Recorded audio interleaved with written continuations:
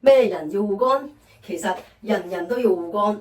肝臟好多嘢做㗎，分泌膽汁、代謝脂肪，所以如果肥胖都有機會係肝不好。肝係唔識痛㗎，佢唔識得話俾你知佢有啲唔舒服，但係會發出好多警號提醒我哋。所以如果個肝唔好，好多營養素儲存唔到，即係吸收唔到。護肝係保健品，維持肝臟正常運作，提高免疫力，預防肝脂肪、肝炎、肝硬化。L 支護肝含有罕有護肝成分非計數130克，可以減少毒素，加速肝臟預防，令肝臟整體細胞運作提升。發酵胎盤含有極豐富嘅營養素，能夠提高肝臟自愈嘅功能。加入5種維生素 B 集，提供能量活力，比日常營養標準高值500倍，分解血內毒素。基本保養，晚飯後食2粒，加強修復，晚飯後食4粒。